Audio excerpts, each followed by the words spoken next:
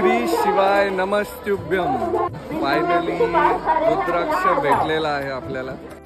Good morning friends, welcome back again in नाशिकचा भाऊ। So yes, तुमचा भाऊ आता उज्जैनला आलेलाच होता। सो मी विचार केला की इथे जवळच 140 किलोमीटर्सवर कुबेरेश्वर धाम आहे प्रदीप मिश्राजींचं।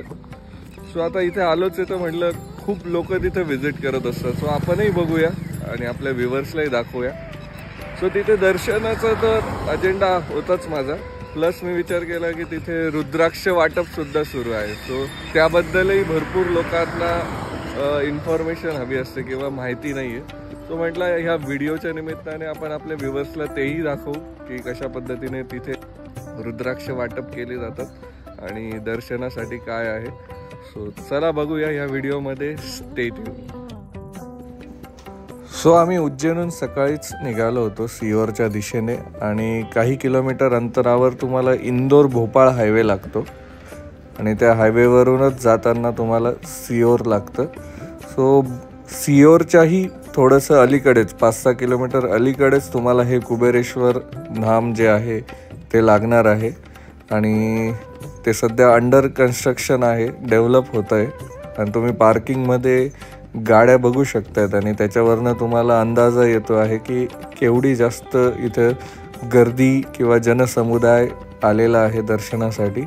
आणि असं नाही आहे की ते शनिवार रविवार असल्यामुळे आलेले आहेत, इथे सध्या कायमच गर्दी असते आणि त्याचं 2 मेन रिझन आहे।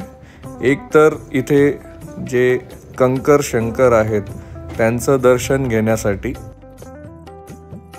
तुम्ही हे बघतायत स्क्रीनवर, हेच ते कंकर शंकर। आणि दुसरं आहे की इथे रुद्राक्ष वाटप सुरू असल्यामुळे पण खूप जास्त लोक त्याचा लाभ घेण्यासाठी इथे येत आहेत।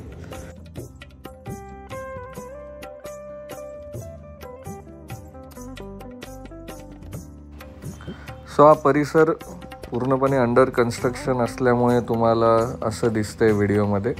जेव्हा तो परिसर पूर्ण बनून तयार होईल तर नक्कीच तिथलं जे कुबेरेश्वर धामचं जे सौंदर्य आहे ते वाढणार आहे।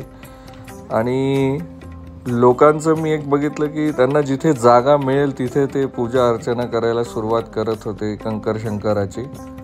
सो ते एक दृश्य खूप विशेष होतं आणि आम्ही तिथे दर्शन घेत असताना एक काय म्हणता येईल सरप्राईज आम्हाला मिळालं आणि ते म्हणजे की स्वतः प्रदीप मिश्राजी तिथे आले आणि तिथून ते लोकांना अभिवादन करत होते, नमस्कार करत होते आणि सगळी गर्दी त्यांच्या दिशेला ओढली गेली। तुम्ही बघू शकतायत की ते लोकांना अभिवादन करताना किंवा नमस्कार करताना आणि लोकांनाही खूप आनंद झाला त्यांना बघून।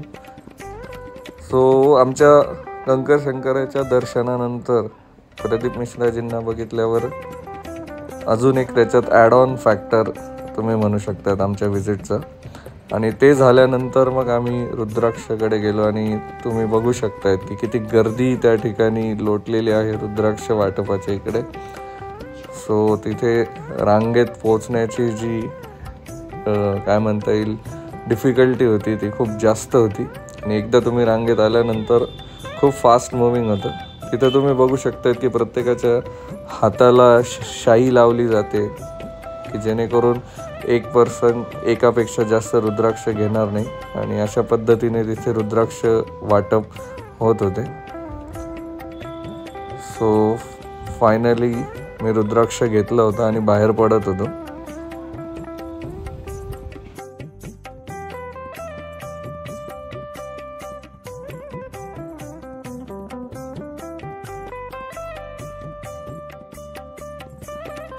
फायनली रुद्राक्ष भेटलेला आहे आपल्याला, बघू शकता पंचमुखी रुद्राक्ष।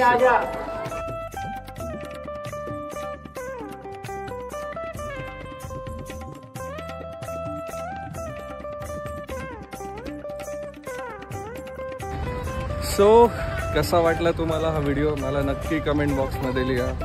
Thank you so much for watching.